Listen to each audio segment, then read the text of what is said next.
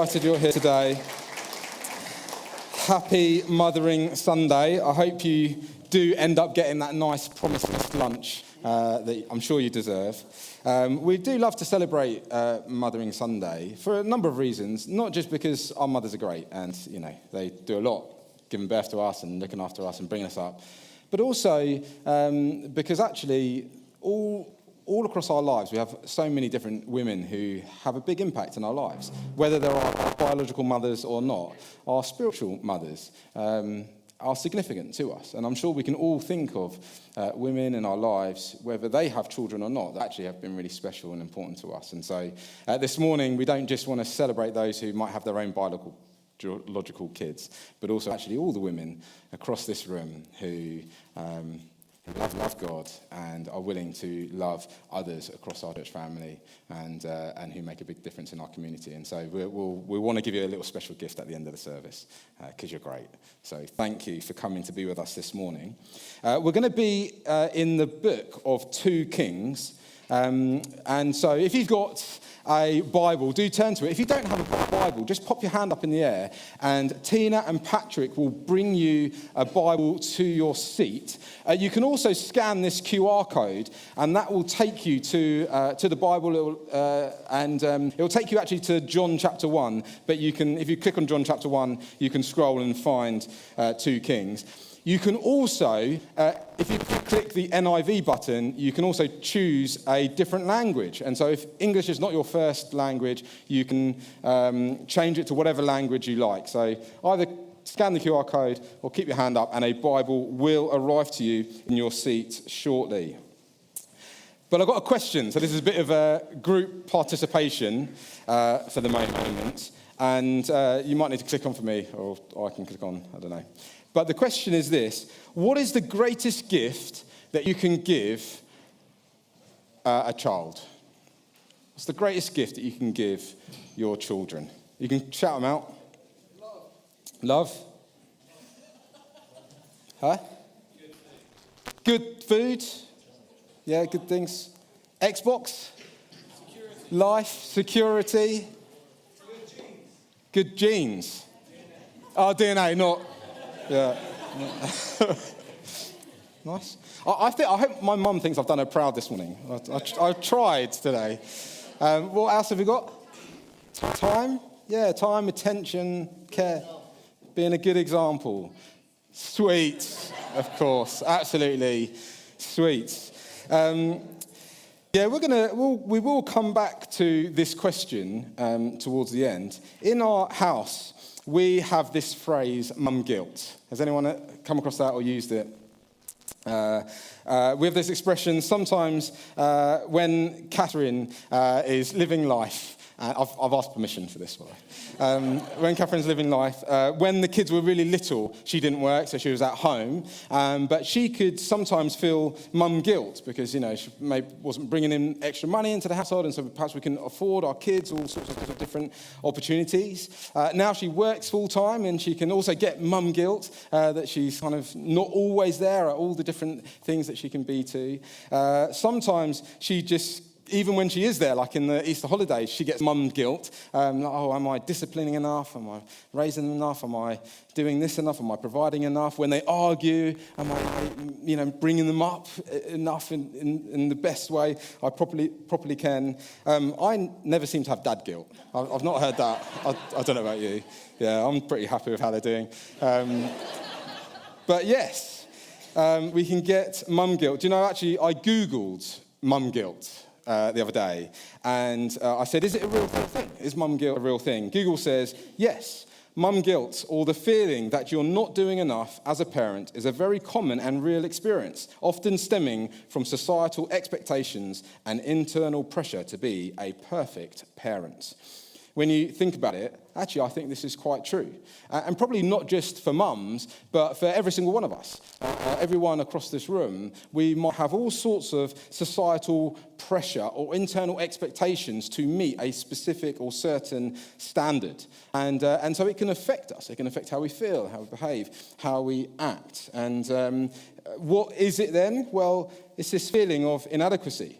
It's a feeling that you're just not doing quite enough as a parent or a spouse or a colleague or a friend or whatever, that you're somehow falling short or that the people you care for deserve better. You've got these societal expectations which are often fueled by these pressures, this constant bombardment and messages from our community about what is good parenting or good working or good neighbouring or whatever. We can get internal pressures, our own expectations or unrealistic ideals about what it means to be perfect in that area. And we can have all sorts of common triggers, which might include things like when mums come back to work after maternity leave, that can trigger this kind of mum guilt. Or when juggling all sorts of different things that are in the air, or handling unwanted experiences or comments. When me and Catherine got engaged, suddenly everyone had an opinion about our wedding and our wedding day and what it should be like and rah, rah, rah. And I thought that was pretty full on. But when we had a baby, it was like next level, like 10x any of that. And suddenly it's like, oh, you should do this. You shouldn't have a dummy. You should have a dummy. You should do baby milk. You shouldn't baby milk.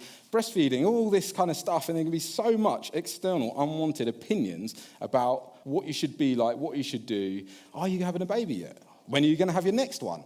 Are you having grandkids? And so on and so forth. When are you buying a house? When are you doing this? When are you doing that? And we can have all sorts of these things that can put all sorts of pressures on us. Why is it so common? Well, it's common because these pressures to be a super mum or a super dad or a super colleague or a super worker or a super whatever can all come and lead to feelings of inadequacy and guilt. To be that super boss, super husband, super colleague, super church attendee, to look like all the rest. We can constantly compare ourselves to other people. We can constantly feel like we're isolated or unsupported, which can exacerbate those feelings of inadequacy and loss. And then the demands of parenting or working or just doing life can lead to just feeling a bit overwhelmed, perhaps leading to burnout, feeling of just being inadequate.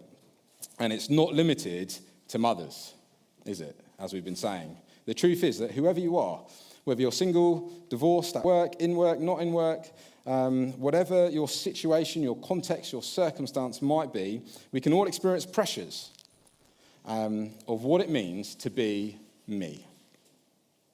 And we place these on ourselves, we experience them externally, and we just wonder, when am I going to get that job? When am I going to get that girlfriend? When am I going to get that house or that car or that next step in life?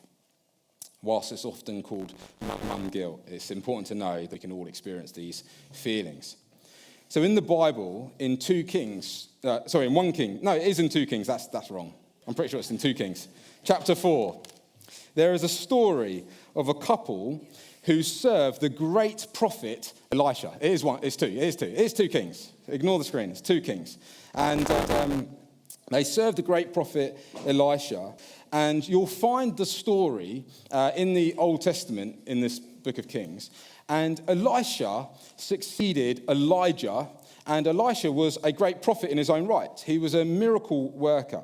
And he led the people of God. Elisha did amazing things, like he saw a dead boy raised to life. He turned water which was bad into clean water. And as you'll see in today's story, he miraculously multiplies oil. It's quite remarkable, and you might think of familiarities when you think about Jesus. He would be a great person to work for. And the husband in the story that we're about to read, he works for Elisha. They're doing the Lord's work, but unfortunately, he seems to maybe not get paid very much, and the couple struggle to make ends meet, and so they end up racking up a load of debt. In this situation, the husband, he goes off to work, the wife stays at home to look after the boys, and they don't have much money, they're in debt, but what makes matters even worse is that the husband suddenly passes away, leaving them in this debt with no income. And Mosaic law prohibited her from declaring bankruptcy, leaving her with no option but to offer her sons as a payment for the debt. Talk about mum guilt. When that's what your situation, your context is left with. What do you do in that situation? what do you turn to? How do you handle it? Perhaps you're in a situation today where you're trying to live your life, yet finances are tough. Everyone else seems to be doing better than you. You're just struggling, perhaps in all sorts of different ways in context, and you wonder, what on earth am I meant to do in this situation? As we celebrate Mother's Day today, and as we come to dedicate Daphne, we're going to consider what is the greatest gift that we can give to someone else by working through this woman's story in 2 Kings. And the verses are going to appear on the screen. And so we're just going to talk it through, and I'm going to pull out some key things that I think will help each of us today. Is that okay? Right, let's read it then. So the wife of a man from the company of the prophets, so he's a good guy, cried out to Elisha. So she said, "Your servant, my husband, is dead. And you know that he revered the Lord, but now his creditor is coming to take away my 2 boys as his slaves," because she's in debt and the creditor's coming, and that's going to service the debt. Elisha replied to her, "How can I help you?" And we don't know exactly how this response was given. Was it, "Oh no, I'm so sorry to hear that. How can I help you?" Or was it, "Why are you telling me? How can I help you?" Not sure. But he goes on to say, "Tell me, what do you have in your house?" She says, "Your servant has nothing at all." And often that can be our response. I've got nothing. In the midst of a circumstance, a tragedy, a difficult situation, it's hard to think clearly or straight. And so, I've got nothing. What can I possibly offer? I have nothing in my home that would do any good in this situation. Perhaps, he says again, "No, think. What have you got? However small, however meager, what's in your house?" And she says, "Well, your servant has nothing at all, except I do have a small jar of olive oil." She's perhaps thinking, I don't know what good that's going to be, but that's what I've got. And Elisha thinks, wonderful, I can work with that. So he goes on to say, "Well, go around, ask all your neighbours for empty jars. Don't ask just for a few. Then go inside and shut the door behind you and your sons. Pour the oil into the jars, and as each is filled up, put it to one side." So she's going to pour oil into the jars, put it to the side, and then pour some more oil into a jar and put it to the side, and pour more oil into the jar and put it to the side. And it seems that this amazing miracle takes place because it says that she left him, she shut the door behind her and her sons. They brought the jars to her, and she just kept pouring. Just kept pouring out of into these jars. When all the jars were full, she said to her son, "Hey, bring me another one." "I need more, there's still more." But they replied, "No, there is not a jar left in the whole of the community, in the whole of the neighborhood." And at that point, the oil stopped flowing. She was given just the right amount. So she went and she told the man of God, and he said, "Well, okay, go now, sell the oil, and pay off your debts, and then you and your sons can live on what is left." That's the end of the story. It's quite a remarkable story. It's like a little bit in the middle of the Old Testament. And you might be thinking, what's that got to do with Mothering Sunday? And, well, let's pull out a few things. And the first thing to mention is that I don't think the application is go home, get a bit of oil, pour it into jugs, and God's going to multiply it so that you can become, I don't know, a big oil-selling, industrial merchandising business. That's not the application. So what is? It's not a get-rich-quick scheme that you're going to hear today. What is it? Well, I think there are some godly principles that we can apply to our lives for parents who are caring for children, for Dan and Charlie, who are going to be giving thanks, for Daphne, but also for every single one of us today, regardless of our situation. And the first thing is this: recognize that life is tough. Life is tough. We live in a fallen world. It's not all perfect and rosy. Becoming a Christian doesn't change that. You're still in the world with all the different challenges that it has to offer. We still go through them. We go through all sorts of difficult challenges and hardships, whether it's sickness or death or redundancy or relational breakdowns or job loss or whatever it might be. Sometimes we can go through all sorts of circumstances which are our own making, where we perhaps spend too much on what we have coming in, and so we get into debt. But sometimes we can go into situations and circumstances which are just tragic. They're not our making at all. like a loved one passing away, or whatever it might be. Just accidents happen. Regardless of the situation, it's good just to recognise that life is tough. No one's sugarcoating that. It's difficult, the situations, the circumstances that we can live in. It's not easy. We all know that. Every parent knows that. Unexpected things happen. Death, bereavement. And Jesus doesn't promise us an easy life. But he does promise that he will be with us through every aspect of life. Towards the end of John's gospel, as Jesus approaches the end, as he approaches his crucifixion and resurrection, he speaks to his disciples about the life that they're going to have to come by following him, and he explains to them that life is tough, that it's going to be really challenging following me. It's not going to be easy. It's going to be a hard road. But then he says this, I've told you these things so that in me you may have peace. In this world you have trouble. But take heart, because I've overcome the world. It's a wonderful promise that we can hold on to today. Life is tough, but in Jesus you know someone who's going to stand with you and walk with you through all the different challenges, and that you can take heart even in the midst of the hardest moments. Hey, Jesus has overcome the world, and he will walk with you through it. Second thing to point out is that she came and she shared her real needs with the man of God. Sorry, Jesse, you might need to click on for me again. It's a real pressing need. Sometimes we can share little needs, little things that are going on. Sometimes you say, hey, how's it going? It's all right. And you just kind of move on. I'll stub my toe. And we can think about like menial things. But she's willing perhaps to go through even the shame and the embarrassment to share the real need. We live in a society, in a culture where money is a very private issue. So the idea of like saying to someone else, actually, I'm in debt, my finances are tough, that can be really quite intrusive, can feel quite intrusive, a very personal thing. Paul and Joe, who are in the Middle East right now, in that culture, money's like very, very open. So they walk around and people say, how much did you pay for that house? And, what did you buy your car? I could do you a better deal. And it's very, very natural to talk about money in all sorts of ways. You do that in England, and people are like, who are you asking me how much I paid for this? It's my business. It's a very private thing. But she's willing to share the real need, regardless of actually what she might be feeling about it. She's about to lose her 2 sons, having already lost her husband, and she's in debt. She's not crying wolf. She's in deep need. And she's quite pragmatic, like, my husband died. This is the issue. This is the context I'm going in.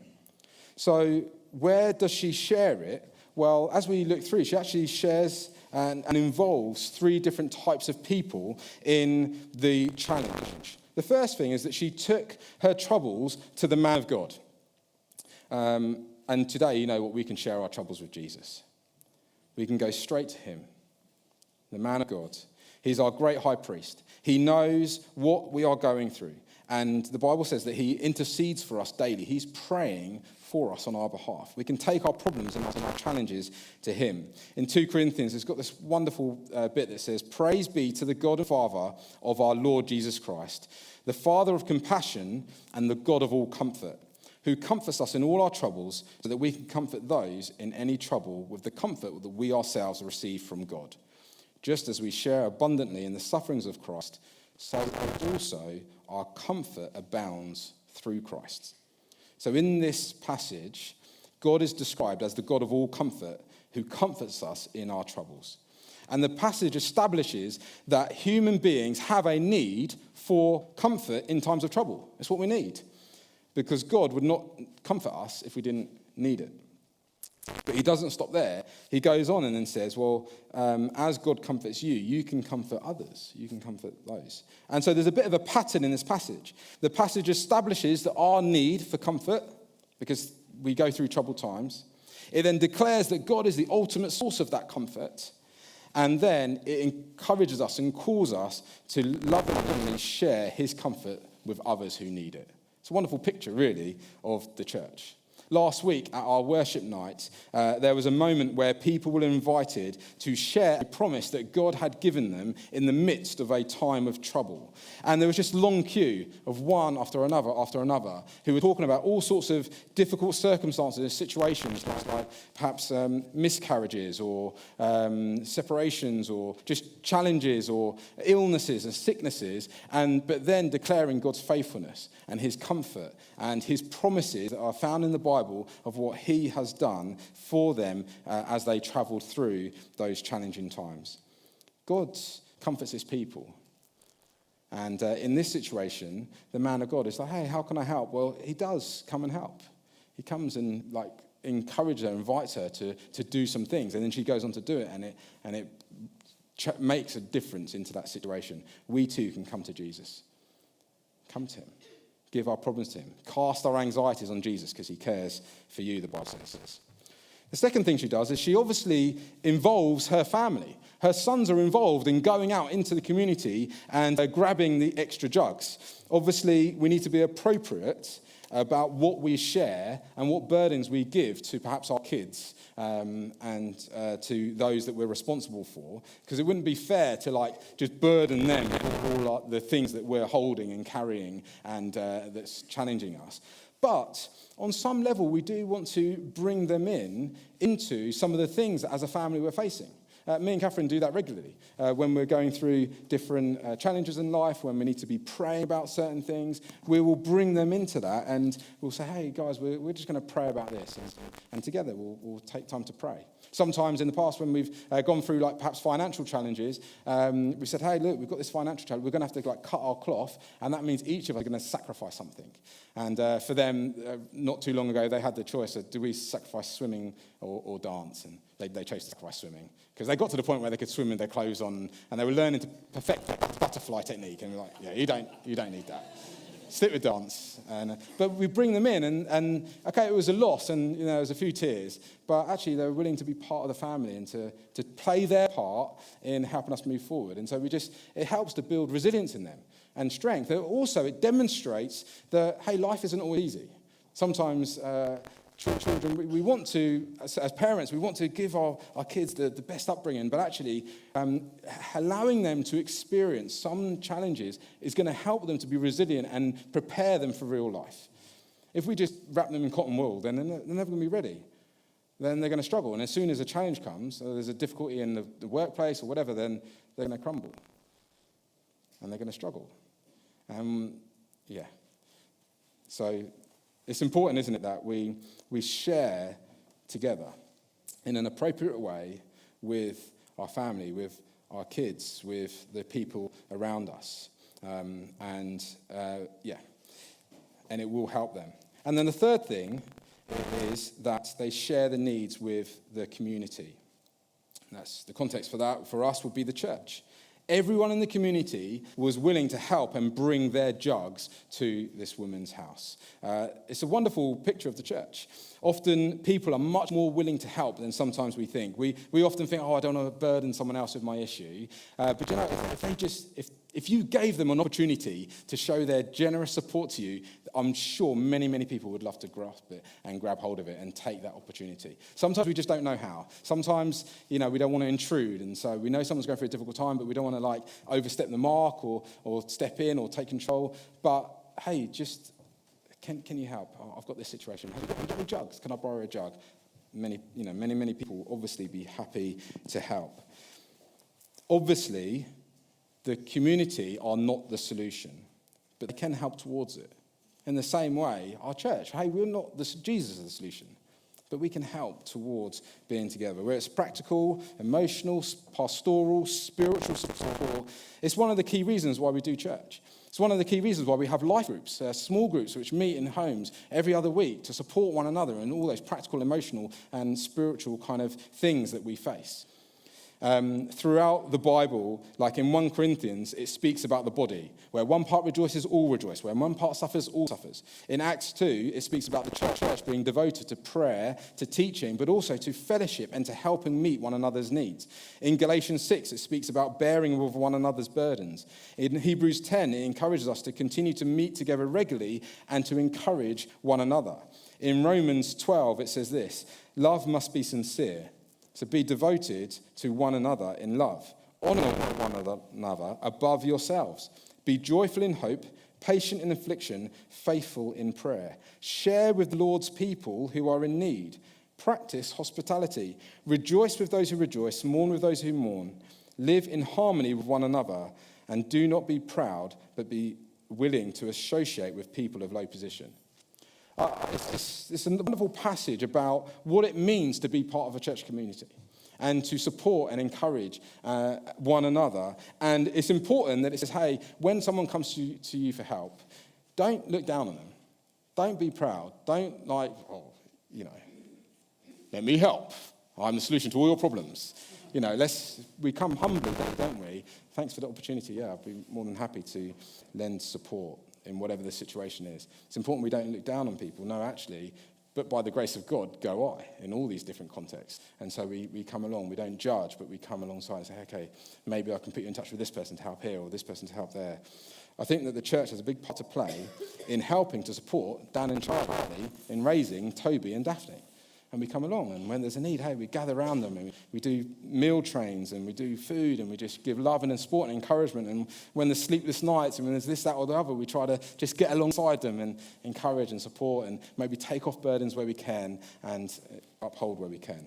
But don't we all need that in every way in our lives? If we're going to live for God, we're all going to go through all sorts of different challenges. And hey, she shares her needs with the man of God. She shares her needs with the family, and she shares her needs with her community. Let's be a people who do the same. Third thing, I've got 4 things. The third thing is that she offers what she has. I've got nothing at all, but I do have a jar of oil.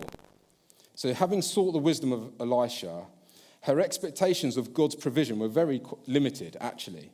When Elisha asks in that verse, what have you got? Her first thought is, well, I've got nothing. Perhaps she was expecting Elisha to just swoop in and solve all her problems. I don't know. Maybe she just thought the solution would always be external to her context. But he invites her on a faith journey. And so he says, think again. What have you got? However little it might be, what do you have? And she says, well, I've got this jar of oil. And do you know what? That jar of oil is more than enough for God. The woman was willing to offer what she had.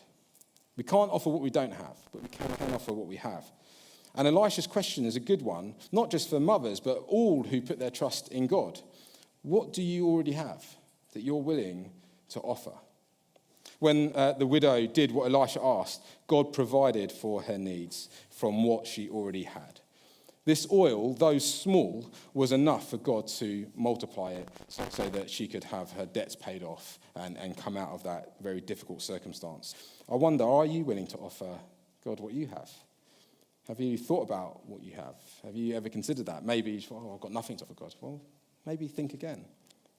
It reminds me of the story of the feeding of the 5,000. You might remember that story where all of the people are hungry. They've been listening to Jesus' teaching throughout the whole day. There's a vast crowd. And Jesus tells the disciples, hey, what have you got? We need to go and feed them. And they kind of say, well, we can't possibly do this. It will cost like a year's wages. We haven't got enough. Send them away, Jesus. But Jesus says, no, go and look. What have you got? They find a little boy with his packed lunch with 5 loaves and 2 fish, and they come back and say, well, we've just got this. They offer this meager offering, which is, wouldn't even scratch the surface of trying to feed 5,000 people, but when they put it in the hands of Jesus, he can work a miracle. And they recognize that the situation is bigger than them.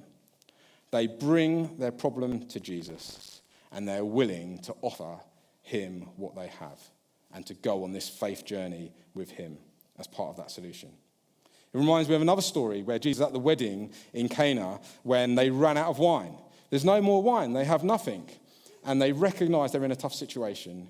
They bring their problem to Jesus And Jesus says, well, what have you got? Well, we've got some stone jars and a bit of water. Okay, use them, and we'll multiply it, and a miracle happens.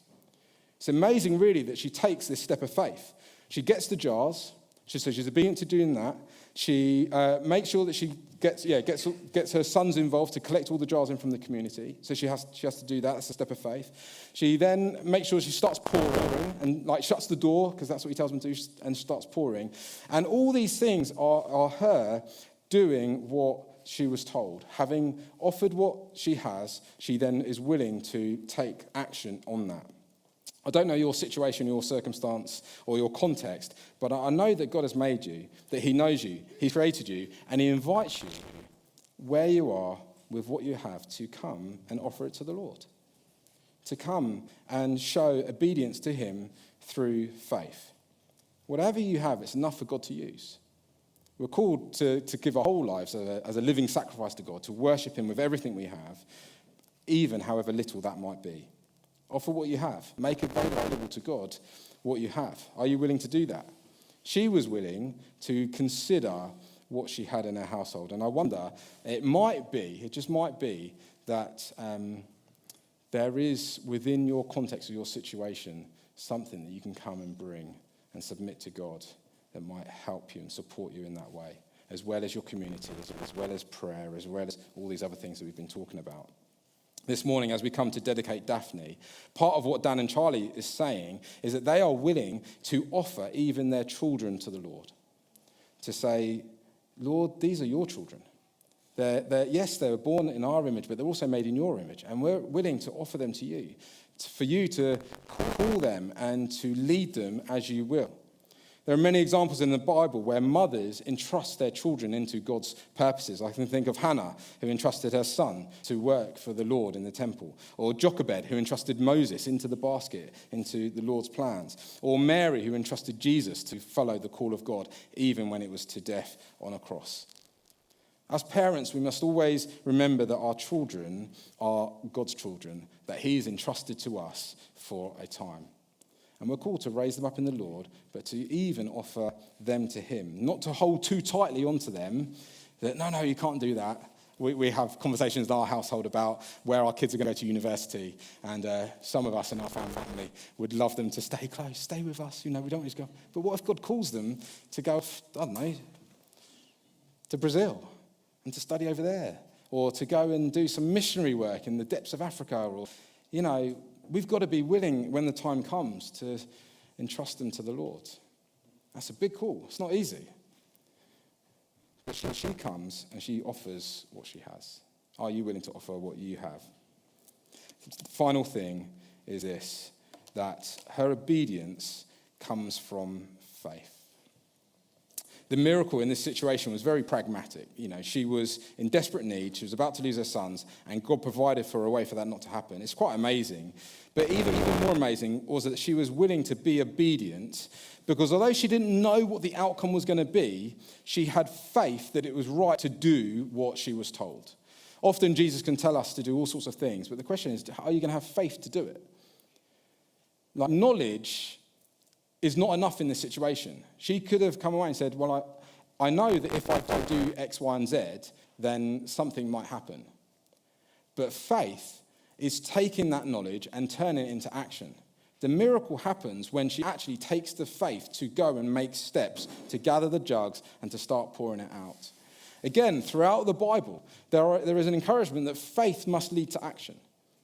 That we need to step out into the things that God calls us to. Otherwise, how are we going to know? Knowledge is not enough. How are we going to know that we can trust him in the darkest valley if we don't trust him?